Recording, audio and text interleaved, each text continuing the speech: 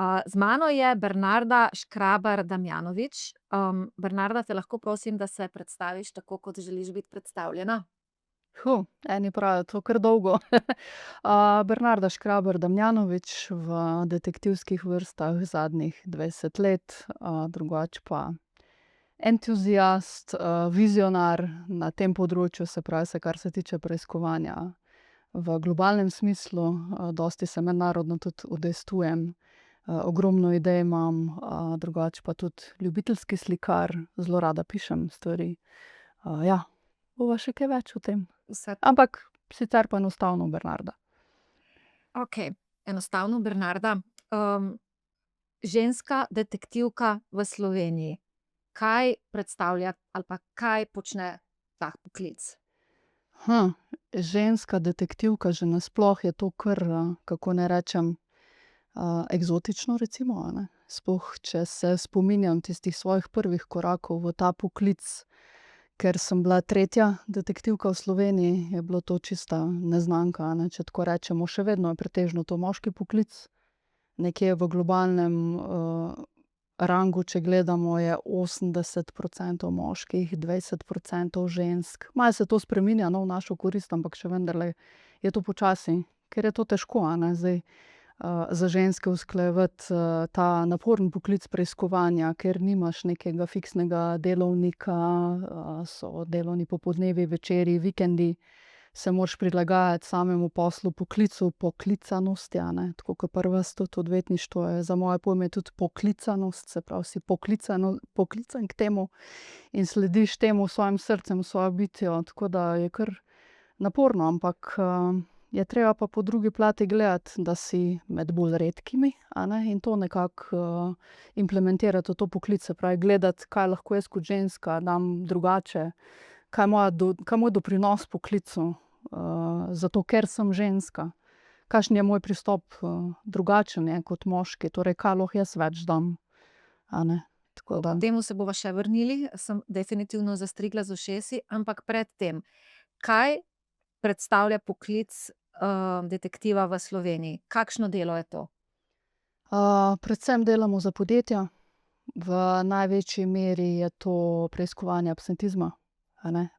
Pod absentizem ne mislimo samo goljufije pri bolniških staležih, torej ko so osebe doma, pa naj bi bile bolne, pa delajo vse drugo kot to.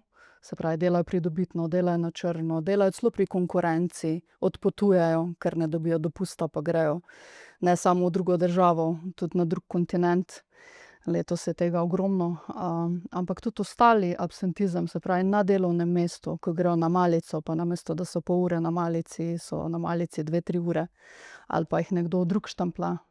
Ali pa se štampljajo oziroma evidentirajo delovni čas, pa grejo po nakupih, pa ugotoviš, da jih sploh ni na delovnem mestu, takrat, ko bi moglo biti, a ne. Vse to je absentizem, a ne, se pravi odtujevanje delovnega časa delodajalcu, odtujevanje materiala in še bi lahko naštevali. Tako da tega pretežno, največ, bi lahko temu tako rekla, potem preiskovanje tatvin, to, kar sem že omenila, iskanje oseb, bodisi za sodišča, bodisi dolžnike, ali v Sloveniji ali v tujini, iskanje premoženja, ki odteče, seveda pa nimajo potem upniki kje vzeti, in tam iščemo, kjer je še neko upanje vročanja, preverjanja alkoholiziranosti, zdajle veseli december, a ne, ljudje pač, statistično gledano smo Slovenci še vedno na vrhu v Evropi po uporabi alkohola.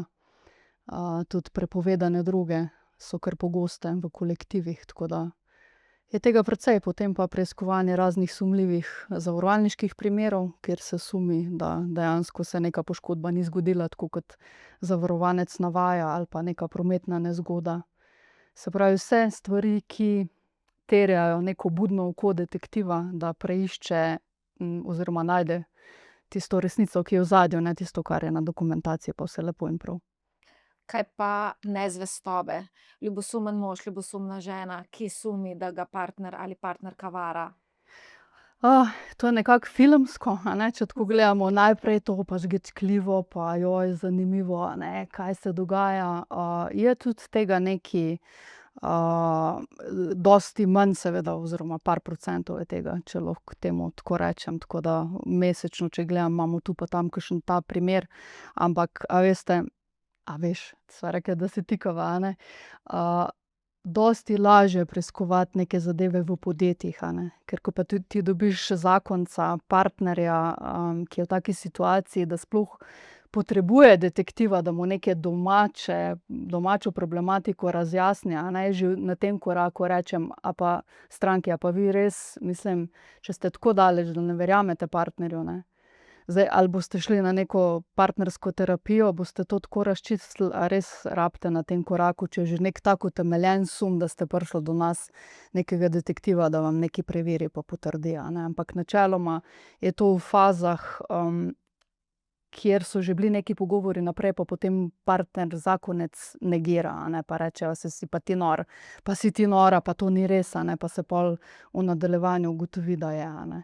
In to so čustveno zelo naporni primeri, ker tukaj gre največkrat potem, ko se primer potrdi, a ne, gre potem še za delitev premoženja, za razvezo, za skrbništvo nad otroci, a ne, in torej ni samo to, da nekoga nekje dobimo, kako gre z ljubico ali pa z ljubčkom, a ne, pa se seveda zdi vse tako pač filmsko ali pa žgečkljivo, tako kot sem rekla, a ne.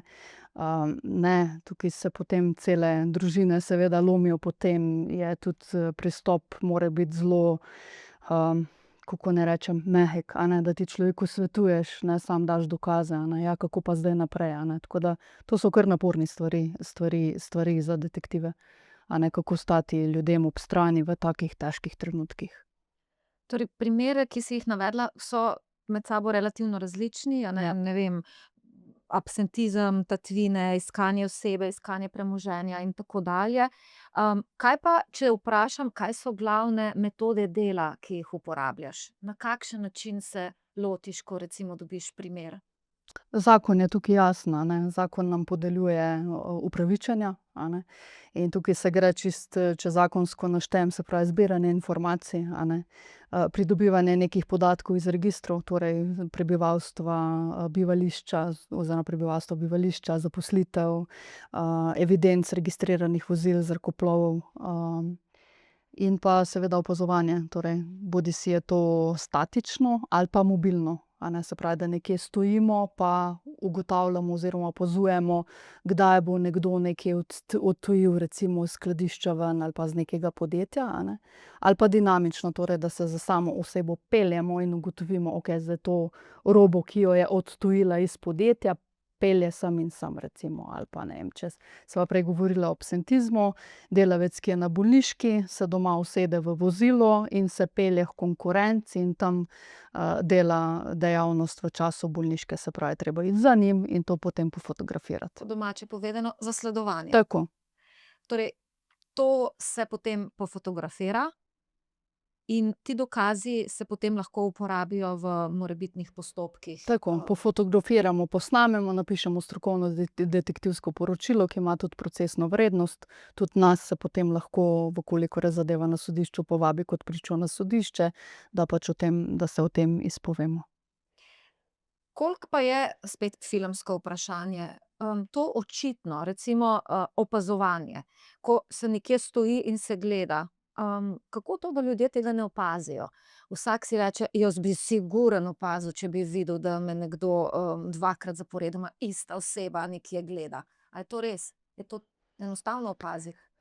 Smo spet pri filmih, a ne, prvo kot prvo to rečejo osebe, a ne, saj to bi pa jaz opazil, drugo pa tudi to, recimo, je izziv, ker stranke mislijo, da to zelo lahko narediti, a ne. Ja, saj vi boste pa, ne, kaj je to, en dan pa boste vi ugotovili, kaj se na terenu dogaja, pa boste imeli dokaze, a ne, ni nujno.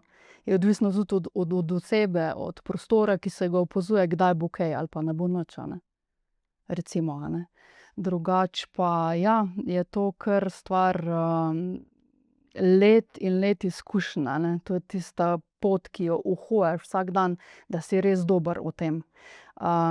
Pa še to bi rekla, ja, vsak bi opazil. Ljudje smo bitja navad, a ne. In ti, ne vem, greš od doma, imaš 100 stvari v glavi, ključe pa torbo pa drugo stvar pa avto pa kje ga imam, pa razmišljaš pot do službe pa kaj vse te čaka, ne boš opazoval, razen če si res vešč tega, a ne. Če sumiš, da ti je nekdo Ali pa če sumiš, pa boš bolj pozoren, drugače pa načeloma ne. Seveda je pa treba imeti ustrezno taktiko in tudi to ni kar tako, a ne. Se pravi, menjujemo vozila, nas je več, samo to, da opazuje samo en detektiv na nekem zahtevnem, primeru, je bistveno premalo, a ne. Potem se pa lahko zgodi seveda, da te nadzorovana oseba opazi in primer bo padel v vodo. Ja.